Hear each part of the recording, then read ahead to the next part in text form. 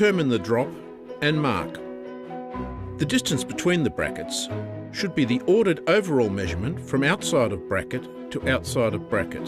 Determine the opening and centre the awning and then mark. Mark the fixing holes for the first bracket. Drill holes to suit the method of fixing determined by the substrate being fixed to.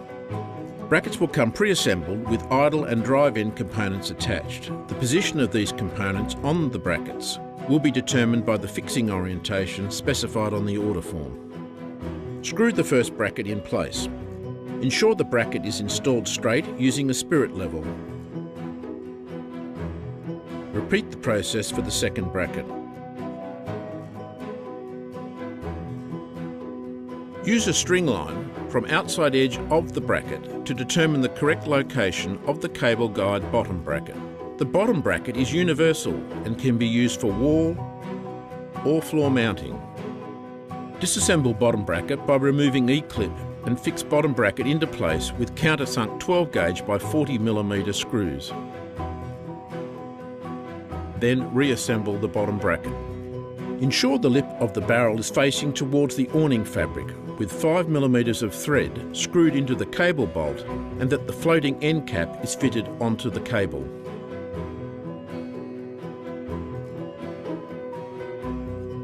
Feed cable through the top cable brackets. Pull the cable tight. Lock off with a 4mm Allen key. Ensure the grub screw is securely tightened. If the fabric is being overrolled, then the extension plate is fitted to the inside of the bracket to enable the top cable guide to extend out to line up with the fabric. Return to the bottom bracket and tighten the tension pin by holding the wire with a pair of pliers and tension with a 6.5mm spanner. Return to the top bracket and trim the cable. Repeat on the opposite side. With a crank control, insert the crank gear pin end of the roller into the crank gear. Insert pivot pin into idle end of the tube, ensuring that the rubber O-ring is located into the second groove on the pin. Lift roller over the installation bracket and down, so pivot pin sits inside the pivot plate. Insert idle locking pin to secure the roller. Operate the awning to ensure tracking and correct operation.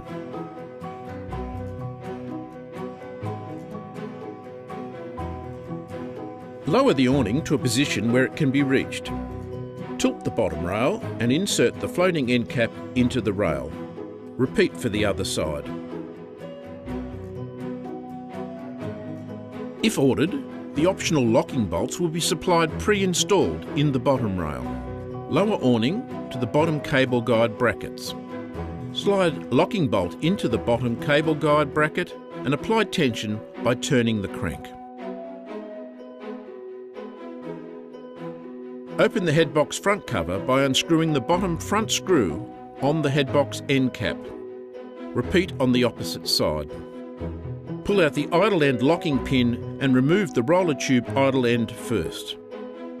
For reveal fit, the screw is not required to be refitted to secure the front cover in place, as a clip is installed in the headbox to lock into place. Drill the headbox back plate. Always secure the headbox back panel through the installation brackets or spreader plate.